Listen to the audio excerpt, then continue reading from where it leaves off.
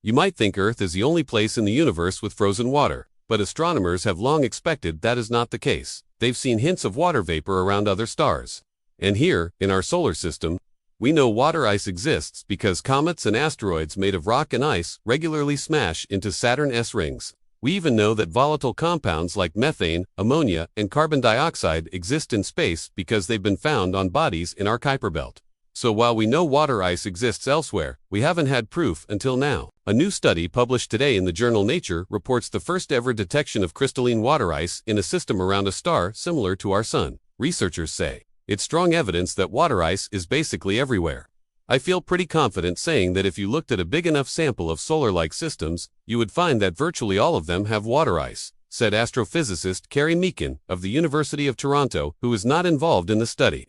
The authors of the study analyzed data from NASA's James Webb Space Telescope, which launched in December 2021 and began operations in July 2022. Webb detected water ice orbiting a star located 155 light-years away. Researchers examined starlight passing through a gap in the debris around the star. This allowed them to determine the composition of the debris disk without obscuring the light coming from the star itself. By analyzing the starlight after it passed through the debris, Webb was able to detect the specific wavelengths of light that were absorbed, indicating they were being filtered out by molecules of crystalline water ice. Webb unambiguously detected not just water ice, but crystalline water ice, which is also found in locations like Saturn's rings and icy bodies in our solar system's Kuiper belt, says Chen Zi, lead author of the new paper and an assistant research scientist at Johns Hopkins University in Baltimore, Maryland. Researchers first spotted this star, cataloged HD 181327, back in 2005. At the time, they noticed the young star seemed to have an unusually large number of meteor showers, suggesting it was surrounded by lots of rocky material. Observations from the European Southern Observatory's Very Large Telescope later revealed two distinct gaps in the debris surrounding the star. And in 2008, data from NASA's retired Spitzer Space Telescope hinted at the possibility of frozen water in this system. Webb's data has provided the first confirmation of water ice in this system and the first time crystalline water ice has been seen outside our solar system. All the frozen water Webb detected is paired with fine dust particles throughout the disk. Think of them like its itsy-bitsy, dirty snowballs. Each one has a tiny amount of water ice covering its surface. While the crystalline water ice was spread throughout the disk, it was more concentrated toward the outer edges.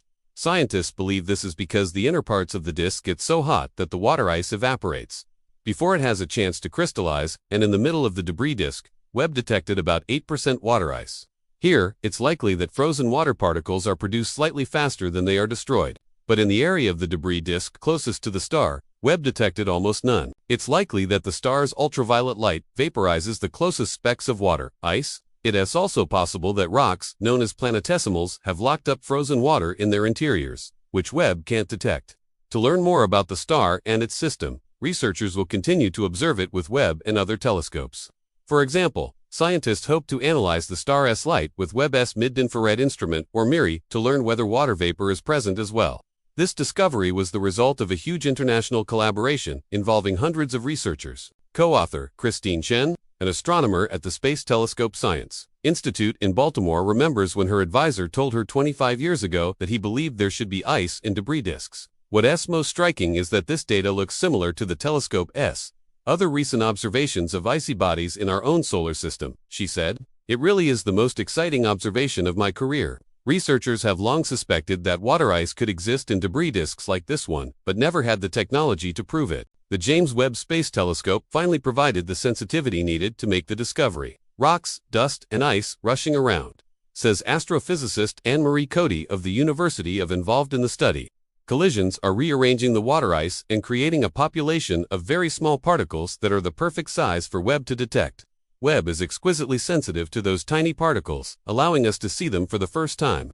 Systems like this one are thought to be similar to what our solar system was like billions of years ago. Understanding what's happening in them gives scientists insight into how planets formed here.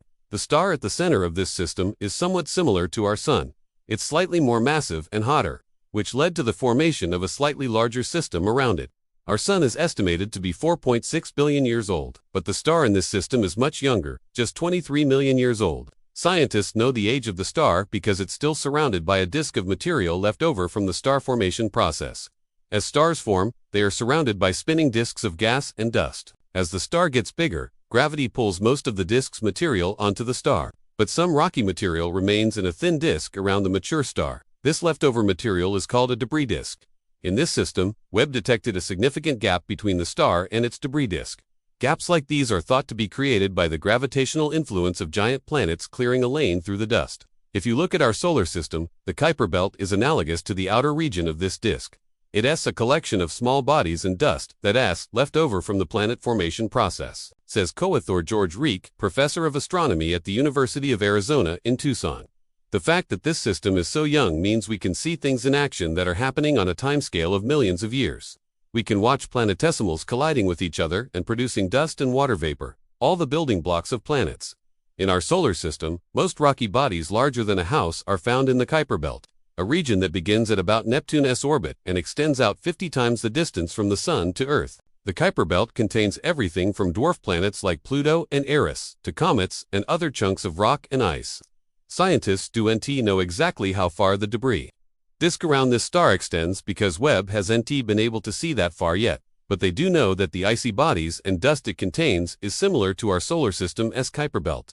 In the past few years, scientists have discovered dozens of worlds similar to Earth in the habitable zone of their stars. But scientists are just starting to realize that to support life, planets need more than just liquid water. They need a whole bunch of stuff that interacts with our solar system's water cycle, including carbon dioxide, methane, and ammonia. If we want to find places that could support life elsewhere in the Milky Way, we need to understand the conditions that led to the formation of our solar system and Earth itself, which is super sensitive to extremely faint dust particles that can only be detected from space. Webb detected specks of dust 1,000 times smaller than the width of a human hair.